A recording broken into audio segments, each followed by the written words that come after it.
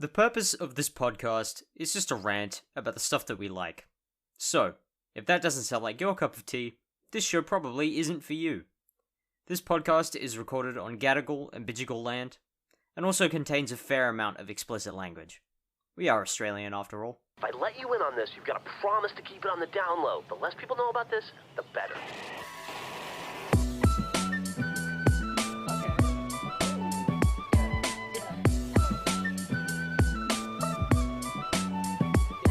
Yeah, call it lazy, I just create what is in my mind. I use the same breaks in my beats sometimes. Wanna decorate my office, so I bought some fake lavenders and speakers, but Mankaiju on the highway to Los Angeles. Never try to hide you from my life if you can handle it. You know I try to find you in the dark, which is a candlestick. The flowers of my heart always encase in metal shackles. When I look into your eyes, you're like Wonderland and Alice. Shit, if we can avoid incendiary incidents in real life, then we never have to do anything ever again. How does that work in the real world? Hello everyone, Hi, everyone. welcome back. This is Stuff We're Excited About. It's a podcast about stuff we're excited about. Yay! My name is Finley, I'm Cloud. and today is, it's a very special episode. It's our first episode where I am actually 19. Oh my god! I Yippee! probably don't sound any different. I don't feel any different. Yeah, you usually don't. Yeah. But Anyway, it's great. Straight into it. Yay! No hesitation. Oh, Straight and, into it. Disclaimer, do you wanna go I've been first? sick for the past few days, Oh, so yeah. I may sound a bit different. I'm okay, I'm on the mend. It's just like a bit of congestion. I should be fine, but if I sound funny, that's why. That's all. Yeah. You don't sound too different. I mean, there's a little bit of nasality there. Yeah, there's not much I can do But about that, really. It's alright. It was worse before. Like, it's getting better. It was a lot worse beforehand. Yeah. Do you want to go But- first? Oh shit. Oh, well, oh no. Oh, so I have been taking a leap back in time to songs I used to listen to, and I have rediscovered my love for the Bee Gees. Oh, how I love the fucking Bee Gees. My parents, They're alright. excuse me? We're gonna gloss over Well, that. I've just never really listened to them at all. You're missing I out. just don't really have an opinion on them. You're missing out, Finley. Because my parents okay, have a alright. CD of the Bee Gees' greatest hits, and that thing gives me so much nostalgia. Because on weekends, when I was younger, like in primary school and the beginning of high school, my mum would, get up early on a Saturday morning to clean, right? And she would put music on. And so I would wake up to the sound of music in the house, and it gives me so much nostalgia. It wasn't just the Bee Gees. There was also another band called the Stylistics that my dad likes, and now I also really like, that we have a CD of as well. But they're both from, like, is it the 70s? Stylistics. Bee Gees are early 70s, I think. Yeah. Yeah, Stylistics are from the 70s. So both of these bands do have a lot of, like, similar elements in them. They're both from the 70s. They both have, like, that one singer that sings in, like, a Classic really disco. high-pitched voice. Do you know what I mean? Like the real falsetto type Yeah, thing, both of them have that, but I love it so much, and I've just been listening to the whole, like, greatest hits album, like, all day, and it just, like, it lifts my mood up. Do you know what I mean? Like, it's just one of those albums that just, like, Yeah. it makes everything better, and I just love it so much. And Yeah. if I ever have kids someday, I'm gonna 100% introduce them to both bands, because they're so good. Like, they'll never get old, ever. They never will. They can't. This is a pretty good transition, actually, because I wanted to talk about the music of Elijah Fox. Elijah Fox. That he has a number of albums that do that for me, where you just listen to them, it just makes you feel better. It just always improves your mood. Yeah. Elijah Fox, he's a pianist. I forgot where he's from. I'm not actually let's see, familiar hang with on. this guy. He Elijah is Fox, from he- LA. Yes, he's he's just a LA based pianist. you might recognize a couple of his tracks because they kind of went viral on TikTok a little bit. Oh. Like his track, his song Wyoming Okay, let has me... 23 million plays because it went viral on TikTok in like Okay, wait, let me... like core slideshows as the audio. Give me like 2 seconds to listen to it. I'll probably know it, but I don't... Oh... The way this man makes me want to relearn how to play piano. Because it's so good. Gorgeous. His music, just puts me in this mood. I'm listening to it as you're talking. Such a just like a contemplative, serene, relaxed, happy mood. Every single time one of his tracks comes on, man, I love his music. It's just so wonderful. It's like one of those songs that you can imagine sitting on a hill next to a tree, and it's just the sunset in the distance and the wind blowing. It's just it's gorgeous. It feels like a cool breeze. Yeah. Is the best way that I can put it is it really that does. He has four piano albums that he's put out recently. He has Hydra, Wyoming, City in the Sky, and January 14th. Right. I love these 4 albums. They're so good. My god, they are just so wonderful. Like, I used to play piano, right? If I really put my mind to it, I could probably learn those. It would take me like a few days of like sitting down, but I think I could do it. And now I'm tempted to. So that next week when we come back, I can play it for you. I don't know, we'll see. But do you have a piano? I have a little keyboard that doesn't have all the keys, so I can't go all the way down and all the way up.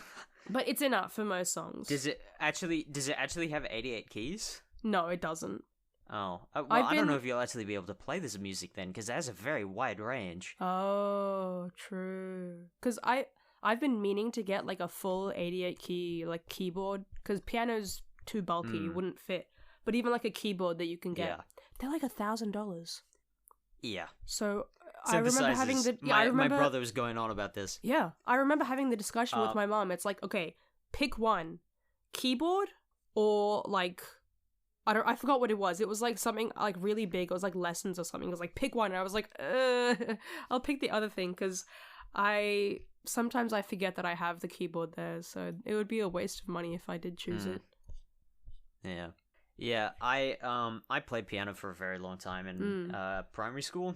Right. Yeah. Me too. Yeah. Same thing. I just don't have the hands for it. Oh. My hands just don't do it. Like, my coordination isn't good enough, and my hands can't, like, I don't have enough dexterity for that. It's the same with the guitar, is just, my hands just can't do it. Oh. I'm sure if I practiced, I could eventually just, like, I could beat my hands into submission to actually, do the things to pull it off. Don't even get me started I just on can't. guitar. Like, God, guitar, yeah. I have, well known amongst my friends, quite long fingers, and also I have quite flexible fingers, so piano has never been a problem for me. I have about a 10 key range from thumb to pinky, 11 if I really stretch it. But I think my range is like, I think I can just get like just over an octave. No, I can get more than an octave. Yeah. Like, I've got, like, kind of almost freakishly long fingers compared to some people. If I look at them too long, I freak myself out. I'm not kidding. Uncanny valley. Yeah, almost. But the problem is, with guitar, because of my, like, hyperflexibility, there are some chords that actually kind of hurt to play. Because it's such an awkward position. I mean... And because you have to put, like, a certain amount of pressure, there is some I just can't. It physically cannot. It hurts. I can't play it. Yeah. The hypermobility gets me too, because my fingers will lock into a position that my God, yeah. really it hurts. uncomfortable when I try to do certain chords. And it is painful. and then I have to put in so much effort to unlock them from that position, so I can't switch chords quickly. Yes, exactly.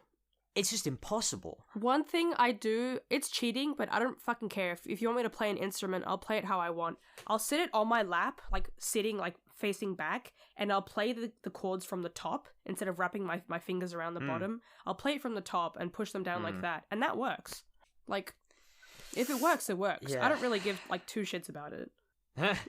I really could not care less if it's not proper form. I want to play it, let me play how I want.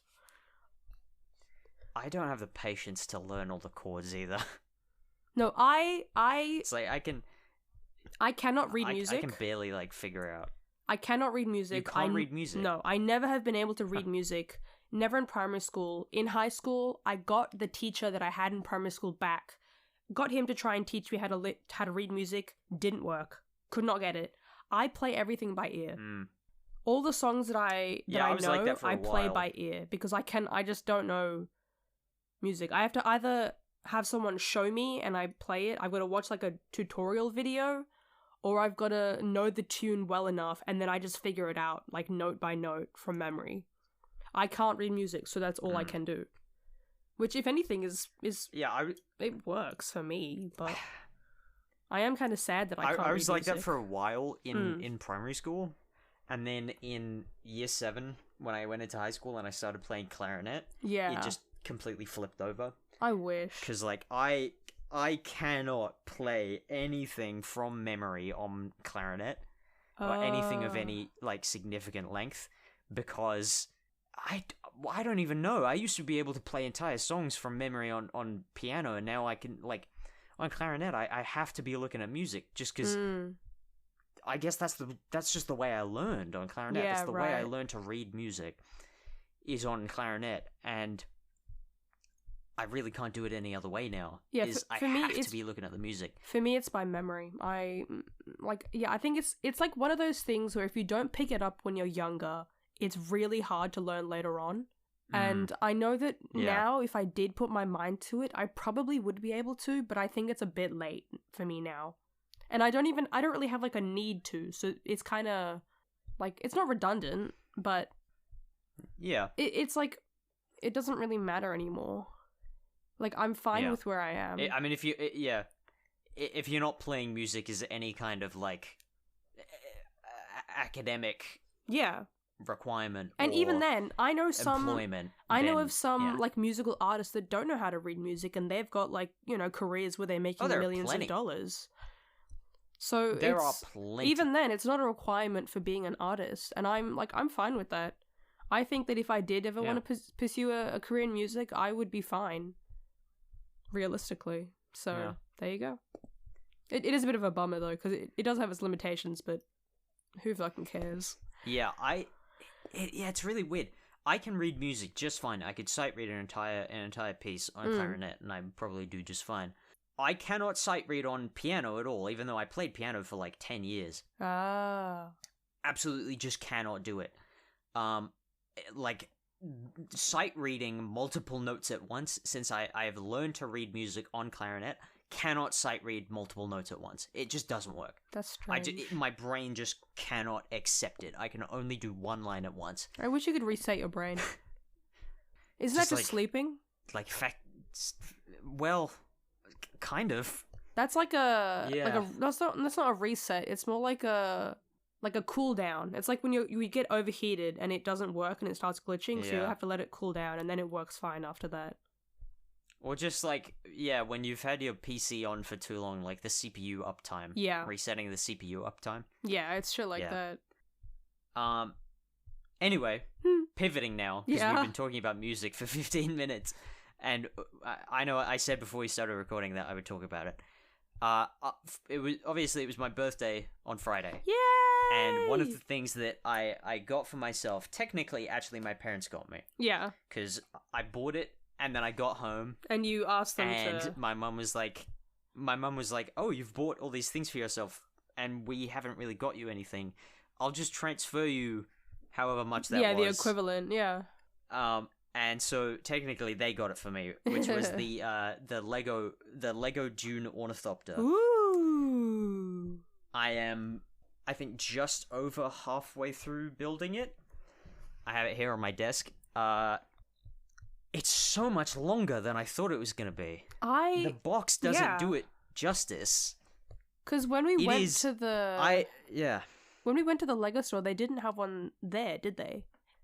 Like, set up, like, built already. Exactly, I don't think. We didn't really look that well, but I didn't think... I've seen, like... I saw a video, like, a really long time ago, like, someone from Lego revealing it for the first time before it was, like, on shelves or something, like one of the designers or anything. It didn't look that big. And also, do the wings, like, move out? I mean, okay, the wings are not on yet. But there is a lever on the back, sort of like... Oh, yes, if right! you imagine it as a bird that is kind of like, you know, like how sort of falcons do that thing where they like make their bodies like an arrow. Yeah, that thing. If you imagine that, it is at like the base of the tail where the tail connects to the body. Right. There is just a lever. There is a lever that you flick, and it connects to a number of mechanisms inside it that can extend and retract the wings. Ooh. This thing is so goddamn dense. It took me at least like 3 hours last night just putting together all of the internal mechanisms for this thing. Yeah. There's a little knob on the side that you turn that extends the aft ramp. It said, like, the instruction manual is also really cool because it has a number of just little notes. Oh. In like next to the images where it says like, this will form the mechanism that flaps the wings, or like this, like later in the build, turning this knob will extend the ramp and extend the landing gear at the same time. That's like, really cool. That is really interesting. That's super cool. But it's so goddamn dense. There's so many just like really intricate mechanisms inside this thing. Is it like heavy? Like without even the wings on, is it heavy? At this point, it probably weighs about 500 grams. Oh. It's not light. Right, yeah. I mean, I don't think it would be. If you've got, like, mechanisms inside and everything. From tip to tail, I would assume, my estimate is about 50 centimeters. So it's longer than I thought it was going to be. And I think the wingspan is going to be about the same. Yeah, that's what I thought. About 50 centimeters. Could be longer, I assume, because that thing's, fucking massive. Maybe more. There's just like a separate box that the wings are in here, because they're so long. Each of these wings is just over half. Over half, so the wingspan is going to be wider than it is long. Oh wow! So yeah, more than 50 centimeters. This thing is so goddamn cool. How would you even display that? Where are you going to put that? I'm gonna display it with the wings folded up and it with the landing gear down. Yeah. But I was just discussing this with my mum. You could like hang earlier. it up somewhere. I need another shelf. Yeah, I don't think you've got enough space in your room for that. Yeah. I think we're gonna go to IKEA at some point and buy. We're gonna get some lamps for my room. It's always really dim in my room at night because I hate having the overhead light. The big light on. Never turn. I fucking hate the big light.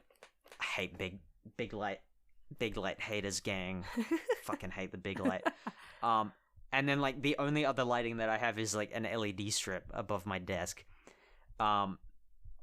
So I think my mum said we were going to go and grab some lamps, and at the same time, maybe we'll end up getting another shelf, because I'm at capacity for displaying models and figures and things.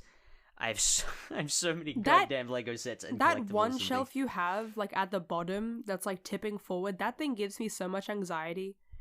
I feel like it's gonna fall off. Oh, okay, good. Because every time I walk in there, I'm like, that. I took everything off the shelf. Yeah. I took everything off the shelf, took it off the wall. It's like these IKEA floating shelves. Yeah. I just tightened all of the screws on there really, really tight. I hope that so. they won't loosen again, but that's holding strong. I mean, it's holding strong before, but like... Yeah, like, now it's just gonna not be better. leaning anymore. You know what that reminds me of? What? I used to have a lot of posters in my room before we renovated the floors, because we also painted the walls when we did that. So I took everything off. They did the floor. I put everything back in my room, but I did not put all my posters back up, just out of sheer like laziness. I was like, oh, I'll get to it later. I never got to it, and it's like 3 years now. But when I did have them up, there were like two posters that would often fall down. And they would usually fall down during the day. But when they fell off at night, fuck me, God. it was the scariest fucking thing ever. Like, actually. It's terrifying. You wake up and it's just like... so oh loud my when they fall God, down. It's so scary. Why are they so loud? And I literally wake up and I can't see anything and I'm like, hello?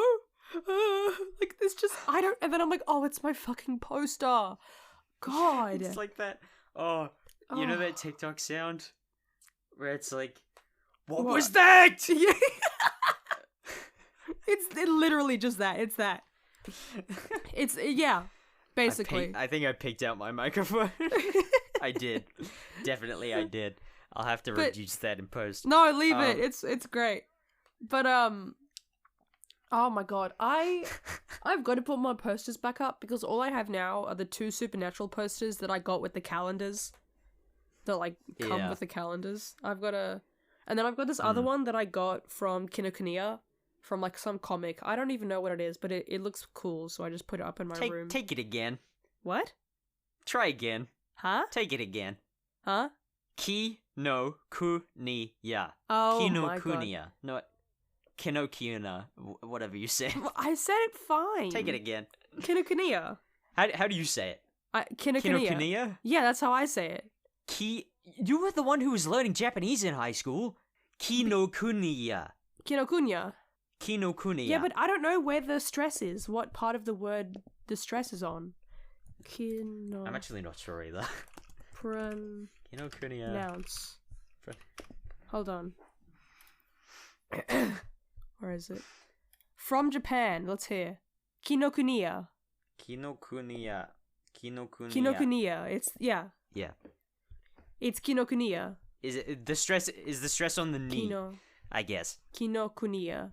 Based on 3 Japanese speakers that put their little voice things in some website. Yeah. Okay. Yeah. So, all right. Anyway. But I have so many more posters. I don't think either of us were right. No. God. But I've got so many posters that I just haven't put back up, and I don't even know if I want to, because a lot of them have like my taste in media has changed, so a lot of them are like really old. So I'll probably have to get new posters and stuff, and because literally my whole wall where my bed sits is bare. There's nothing on there, and there used to be like all these paintings. Yeah, I don't. But they were paintings that my family had done, so they were like actual like in frames and stuff. So I might put those back up because they're, you know, family stuff and they're really cute. But like the posters, I'll have to get new ones or something. I don't have any wall space. Basically, I just have like no wall space. True, yeah, all you of, don't. Like the like habitable wall space in my room is taken up by either a giant hole in the wall where a poster used to be, where it fell down and pulled out a chunk of the wall, or a massive map of Hyrule that I have framed on my wall, which is sick, by the way. It's really cool, yeah. And I'm not moving that. That stays, yeah. Yeah. That's staying. Absolutely. Real quick, before I just want to pivot again before we finish, because I've had this on my list of talking points for like 3 weeks at this point. Okay, go. And I have not had the chance to talk about it, is Smiling Friends. Yeah, oh, okay, yeah. And we have discussed this off air. Which we shouldn't have done, considering it's a good topic. Smiling Friends is the funniest goddamn show I think I've ever seen. Season 2 has been going for a few weeks now. Yeah. Like more than a month at least now. It is man, this show is so fucking funny. There's been kind of like an epidemic in the past few years of just like Good comedies. just really, really, really unfunny adult animation. Yeah. Just like really terrible adult animation. It's like people trying to recreate the formula of like The Simpsons, Family Guy, and BoJack Horseman combined. Yeah, but it's like actually good. With like a dash of Rick and Morty. Is a ton of studios have been trying to replicate that formula, and it just has never ever worked. But never, finally, ever worked. they found the right formula, because I think a lot of Smiling people... Friends? Yeah, See, the thing... A lot of They people... ditched the formula. Well... They completely just wiped the slate clean. They decided, we don't want to do any of these tropes from like regular adult animation. True. Which is what makes regular adult animation so goddamn unfunny. Smiling Friends just says, fuck that, we are doing our own thing.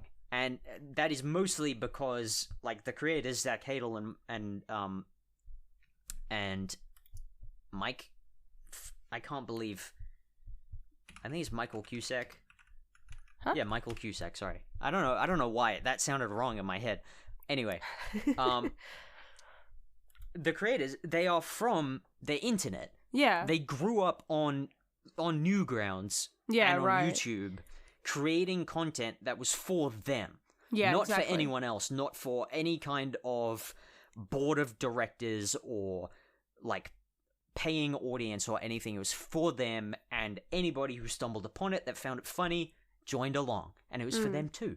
And they have carried that perfectly over into Smiling Friends, and it just has this wonderful blend of just completely insane, just batshit crazy comedy that you don't find anywhere else, and improvisation and surrealism and just their own brands of comedy. It's fucking weird. And just what is funny to them. Yeah, from the very few clips I've seen, which somehow seems like there's like an infinite amount of clips, because I see new shit like every other fucking day, and there's only like what, 2 seasons?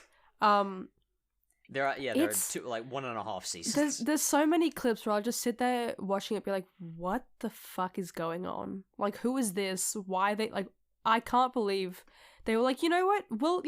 We'll put this on air. Like, we'll do it, because it's just so it's so unhinged, but it's so great. And my favorite parts are when the animation changes. Just for like no apparent reason. Because there's some characters that are animated differently to the rest, and it's great. Yeah. That is mostly due to like the spirit of collaboration that comes from it as well. Yeah, you really you can really tell that like so many people. Characters. Yeah. So some of the best characters and best moments from the show are from other animators and other creators from the same sort of sphere that have come in and joined in and lent their own styles to the show, and it just works so goddamn well. Yeah. It's like it's kind of like Amazing World of Gumball. Yes. Where it's oh my just god. That's basically the kids version. Blend of different. Yeah. Oh, Amazing you could say the World of opposite. Gumball is kids Smiling Friends. You could say the opposite. Yeah. Smiling Friends is the adult version of Amazing World of Gumball, basically. Absolutely, yes. That is a good comparison. It's also a very rare instance of Australian representation in American media. Because one of the main characters is voiced by Michael Cusack, who is Australian. Yeah, right.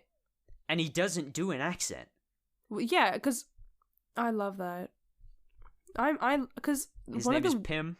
Pim.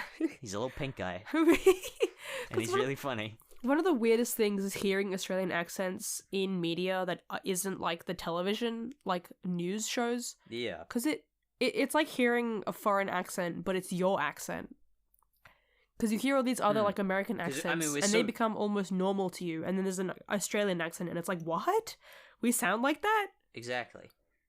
It's really cool, but yes, it's nice to like have Australian actors that don't have to put on a fake accent. Yeah, also to voice something. Zach Hadel, who voices the other main character, Charlie, he also has a really, really unique voice, which blends like these two characters being the figureheads of the show, Pim and Charlie, is they both have voices that are so distinct from anything you hear on regular American TV. Oh yeah, because Zach Hadel has a deviated septum. He has a very unique voice. Yeah.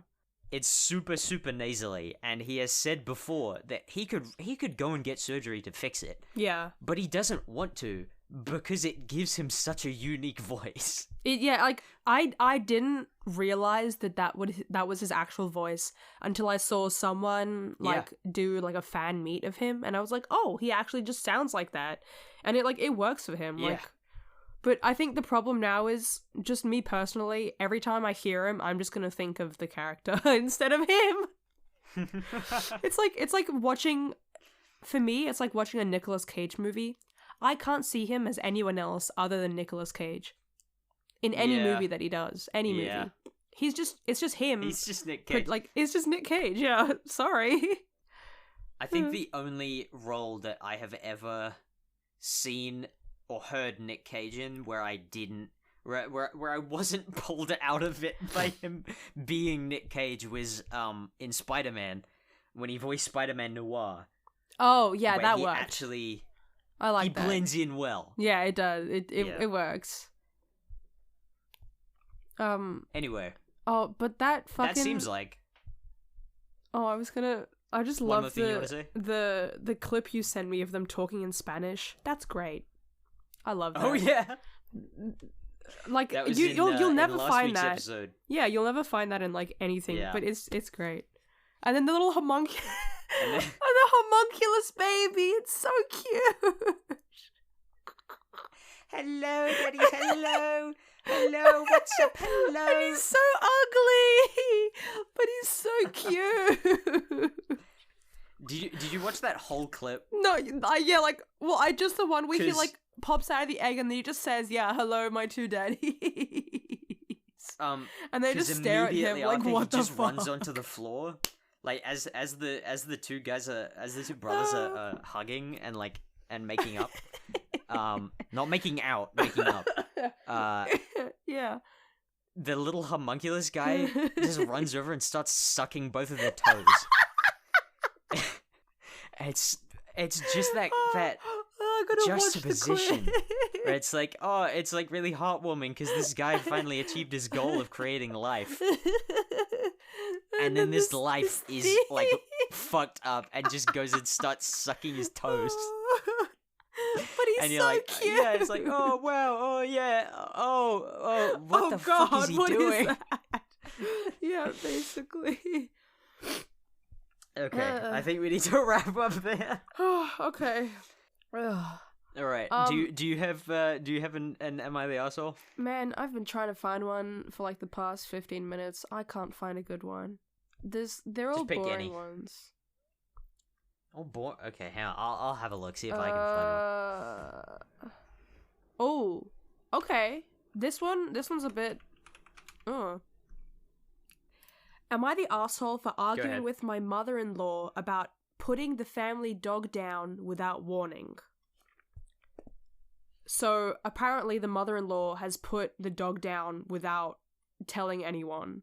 That immediately sounds like this is engagement bait. Well, I don't think that one's real. My wife has a family dog and joint responsibility for 10 years. The mother-in-law. It doesn't sound real. Tells the husband. I think this might be the first actual fake one that we've had.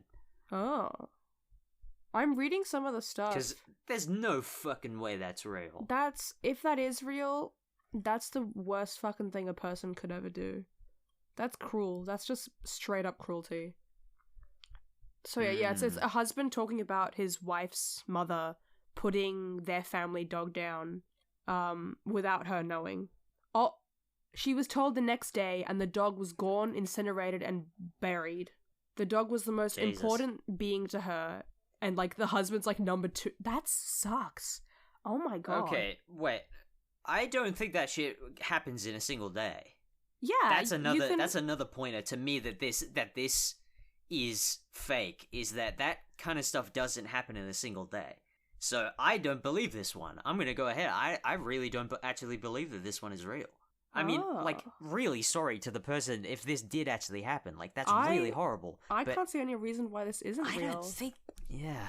Hold on, let me... Oh, shit. Anyway, I have another one. I think I found the most confusingly worded... I found the most confusingly worded one. Wait, send me a link so I can read it as well. Am I the asshole for excluding my gay adult nephew from my gay social events when he says attending the events is a need for him, not a want? Oh, I read... I scrolled past that. So, but it is a want, though. It is a want. Yeah. Anyway, we can't linger on this all day. I'm gonna say no. Based on that title, I'm gonna say no, you're not the asshole for excluding him. If he's an adult, he can do whatever the fuck he wants. Like, he doesn't need you to take him with him or whatever. Yeah. We don't know context, but anyway. Yeah, there we go. That's it. That's the end of the show. Yeah, You've finally reached the end of the show. I know it took a while. But here we are. You're here. Congratulations. Good job, guys. Good night, sleep tight. Don't let the bed bugs bite. Bed bugs bite. Yeah. Yeah. What they said. Yeah. Okay. Well, thank you for listening. We'll see you guys. Yeah, thanks everyone. Thank you to OkayKirk. Thank you to OkayKirk for the use of our theme song, Breeze, off the album Brooks Brained Up. It's a great track. Go listen to it on Bandcamp. There's a Bandcamp link. You can find a link in the... I never say it, but there is a link in the episode description. And you should find it there. Go click on that Bandcamp link. You can also find some of their merch, too. Yeah. I think they got t-shirts right now. We should get some. Go and buy that shit. Yeah. Anyway, we'll see you guys later. We'll see you guys next week. See you next week. Thank you for listening. Bye. Bye. It's the podcast is fading out. Shit! If we can avoid incendiary incidents in real life, then we never have to do anything ever again. How does that work in the real world?